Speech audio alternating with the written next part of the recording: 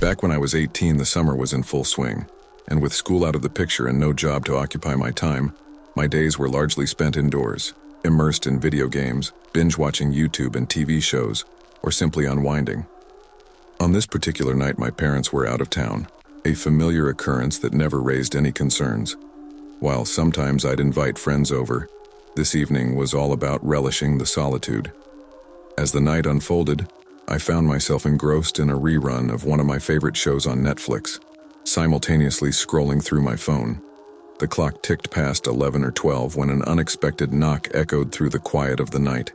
I hit pause on the TV and headed to the front door, almost oblivious to the lateness of the hour. Fortunately, my instincts kicked in just in time, prompting me to check the peephole before nonchalantly swinging the door open. What I saw left me unsettled. Two men, clad in similar attire, standing on my doorstep, patiently awaiting a response. Puzzled, I hesitated, deliberating whether to announce my presence or stay silent. Their claim to be looking for Mr. and Mrs. Ian, a pseudonym for my parents, only added to the confusion. Conflicted, I chose to remain silent, cognizant that the hour was far too late for any legitimate visit. After a minute or so, the men exchanged quiet words, then departed from the porch. The outdoor lights were off, making it impossible for me to discern their next move. I wondered if they had walked here, given the absence of any approaching car headlights. Returning to the TV, I left it on pause, attuned to any signs of their return.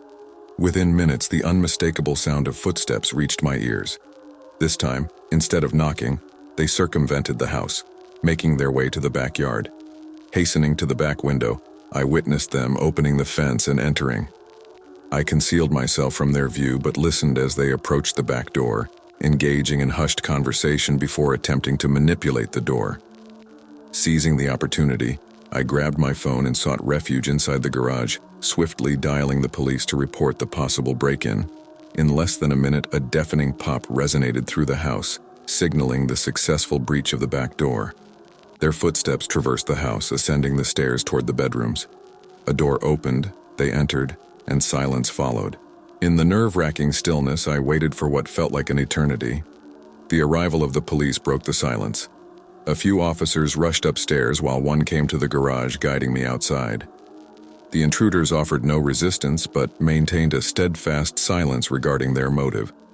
Despite weeks passing and the evident realization that a mere robbery wasn't their intent, the legal charges amounted to breaking and entering.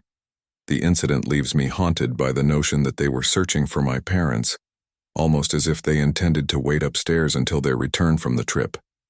Reflecting on whether revealing myself would have thwarted the break-in, their peculiar behavior suggests that their intent went beyond a simple burglary, leaving me to ponder the grim possibilities had they succeeded.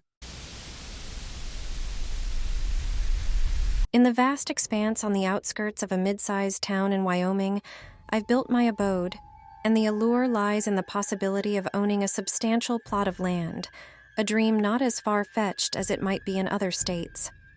The house is modest, but it's been my sanctuary for the past 10 years, providing a cozy haven for a solitary existence. Let's rewind the clock to a rainy spring day in 2019, a Sunday where I found myself at home, taking refuge from the incessant downpour, immersed in the glow of my TV. Around 6 or 7 p.m., an unexpected knock echoed through the rain-soaked silence. Startled, I opened the door to find a stranger, a man in his late 20s, standing there. His presence, far from the regularity of mailmen or neighbors, raised immediate suspicion. "How can I help you?" I inquired, attempting to decipher the reason behind his unexpected visit. The man explained that he had been camping in the nearby woods, encountering trouble, and sought refuge for the night. Given the remoteness of my location, it made sense. I was the closest dwelling within the woods by at least 5 or 6 miles. The pouring rain intensified my empathy, but the potential danger of harboring a stranger lingered in my mind. Concerned for his well-being, I offered to call for a ride into town, but he declined and abruptly walked away. Watching him disappear down the dirt road and veer into the woods seemed odd, but my thoughts quickly returned to the TV. Fast forward a few hours into the night, and I noticed an orange glow through the rain-streaked window. Pulling back the curtain, I beheld a campfire in the middle of the woods, a small, flickering flame beneath a large tree. Standing beside it was the shadowy figure from earlier, holding something indiscernible. Uncertain of his intentions, I decided to contact the police. As I waited for law enforcement to arrive, I monitored the scene through my window. The figure and the campfire were still visible, but then he vanished. Footsteps approached the house, and I glimpsed him through another window, now armed with a hunting rifle. A series of bangs on the front door followed, intensifying with each strike. Instinctively, I retrieved my self-defense handgun, the gravity of the situation sinking in. A shot rang through the house, momentarily deafening me. When my hearing returned, all was silent except for the rain. No footsteps, no banging, no yelling. I mustered the courage to check the peephole, revealing an empty porch. Outside, clear footprints led away from the house. He had vanished. The subsequent police investigation uncovered a chilling detail near the campfire site, a buried duffel bag with evidence suggesting it had been recently dug up. It appeared to be a burglary or even a murder kit, strategically planted in advance. The realization that the attack had been premeditated struck me. He had been outside my house at least once before that fateful night. 4 years later, the questions linger. The assailant's identity, motive, and current whereabouts remain elusive. Living in the same house, I confront the persistent worry that he might return, a shadow that taints the serenity of my seemingly peaceful existence. About 3 years ago, I found myself staying in a rental house while on vacation to visit my brother, who lives about 6 hours away from me. Since he only has a one-bedroom apartment, I had to find alternate accommodation when I visited. The rental house was conveniently close to my brother's apartment and was priced similarly to nearby hotels, making it an easy choice for my temporary stay. I arrived in town early in the morning, had lunch with my brother, grabbed some groceries, and returned to the rental around 5 p.m. The house was basic, offering a couch, TV, and bed, but considering the price, my expectations weren't high.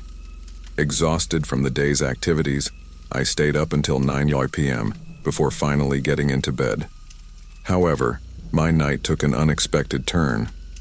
I laid in bed, awake for longer than I wanted, finally falling asleep after an hour. When I opened my eyes, the room was shrouded in darkness, indicating it was the middle of the night. Before I could check the time, I heard footsteps outside the room, slow, deliberate steps down the hallway, followed by a door closing softly, plunging the house into silence. A chilling stillness settled over me as I lay frozen in bed, staring into the dark. After a minute of eerie quiet, I mustered the courage to get up and investigate. Peering down the hallway, I could see the front door at the far end, the door I heard them close. Unsure if the intruders were still inside, I moved through the other rooms, finding no one. The only evidence of their presence was the unlocked front door. No footprints or missing items suggested foul play. Concerned, I called 911, but their response was lackluster, offering little assistance beyond advising me to lock all doors and contact the owner. Unable to sleep that night, I waited until morning. After discussing the incident with the rental owner, I felt some relief when he informed me that he had changed the PIN code on the door. Despite my uneasy, I spent the day with my brother, only returning to the rental in the evening. As I sat on the couch, a lingering nervousness about the previous night kept me awake.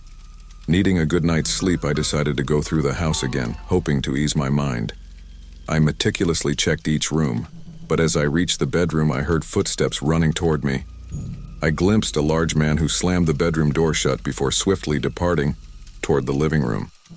In a state of shock, I listened as he ransacked the living room and kitchen, staying inside for about 2 minutes before exiting through the front door. I called the police again, and this time, the homeowner arrived too. The living room and kitchen were in disarray, furniture scattered, and cabinets left open. However, upon closer inspection, nothing appeared to be missing. It seemed the intruder was searching for something specific, Following this unsettling incident, I opted for a hotel and within a few days received no further updates.